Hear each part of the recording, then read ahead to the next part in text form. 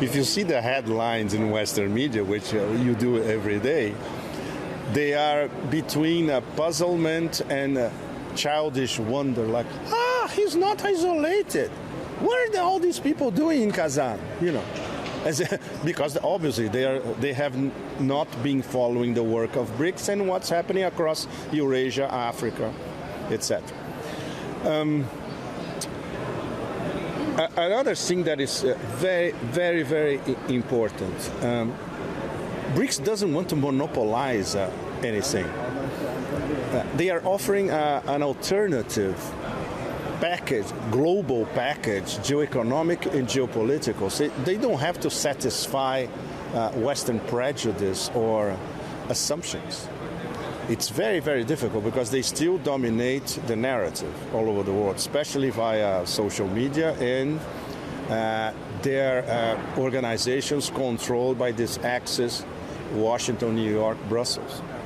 So when the Westerners, if they, assuming they will be interested to examine what happened here during these 3 days, their number one interpretation will be, it is an anti-Western club, lots of autocracies, illegitimate governments, etc., and they want to go against the West. This is what will be in the headlines everywhere.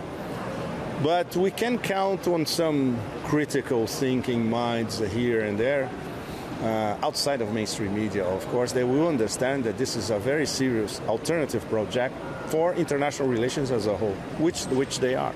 And they are being extremely polite.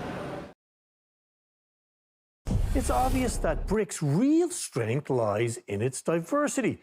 3 continents, 4 major religions, all representing 7 major cultural civilizations, all working together in a spirit of acceptance and cooperation.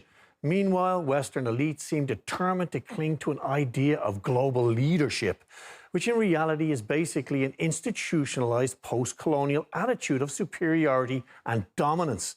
And let's face it, they're not even trying to hide it. Europe is a garden. We have built a garden. The rest of the world, most of the rest of the world, is a jungle.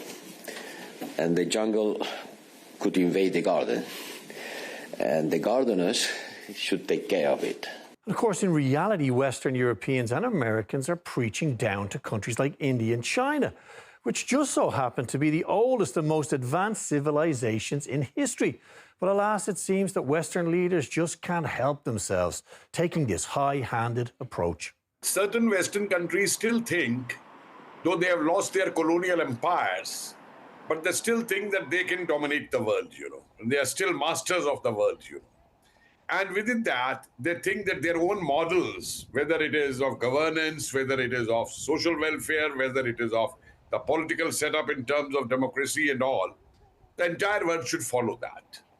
And that creates a lot of problems. I have such problems in my country also. There are voices now to change the colonial laws which exist in certain time for so long. They are being changed now. Even the terminologies are being changed. Like I call myself Bharat now. I don't call myself India. And Western values are suddenly important when it comes to superpowers and ancient civilizations like China, with lectures on how the great Eastern state should conduct its business. Meanwhile, the West cherry-picks its moral authority when supporting Israel and the Ukrainian dictatorship. We also call on China to stop restricting civil society and independent media, guarantee an impartial judiciary, and stop jailing and harassing human rights defenders, lawyers, and journalists.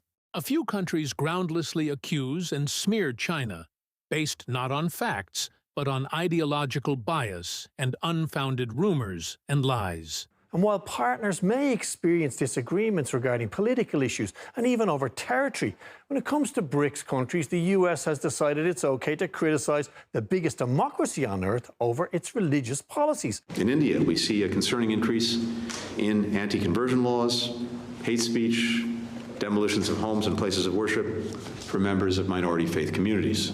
The exercise itself is a mix of imputations, misrepresentations, selective usage of facts, reliance on biased sources, and a one-sided projection of issues. It's now clear that any country even thinking of joining BRICS will come under pressure from the West.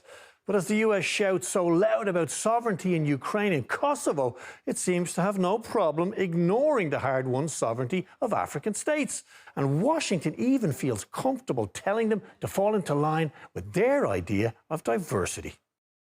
The enactment of Uganda's Anti-Homosexuality Act is a tragic violation of universal human rights, one that is not worthy of the Ugandan people, and one that jeopardizes the prospects of critical economic growth for the entire country. I join with people around the world, including many in Uganda, in calling for its immediate repeal. But the Americans aren't having it all their own way in Africa, where politicians increasingly recognize that Washington's attempts to control their internal affairs stink of blatant hypocrisy. There's a coup at the State Department in the US. It is being taken over by people who are pushing the LGBT agenda in Africa. Why don't they impose the same sanctions on the Middle East countries, which have the same or harsher laws against LGBT? If they deny our MPs visas, they will go to Shanghai, Guangzhou. There are very many beautiful places to visit. Well, given the West's pressure to mold every country into clones of themselves, it's not surprising that the queue to join Brics is growing. It looks like the value of being allowed to control your own internal affairs is potentially Brics' single biggest selling point. I know that Uganda is not yet a member of Brics, but from the time of its inception, we have been invited and we have participated. My president has clearly stated that at an appropriate time, Uganda may wish to join the Brics. And what's most often ignored when Western media discusses Brics is the fact that the bloc has been growing in large part due to Western exploitation and attempts at global domination. It's an uncomfortable reality, defined by the sense of excitement that there could be a fairer, better way to work together for peace and prosperity, and actual diversity of cultures. All the ideas seemingly lost on the Western powers, now watching from the wings.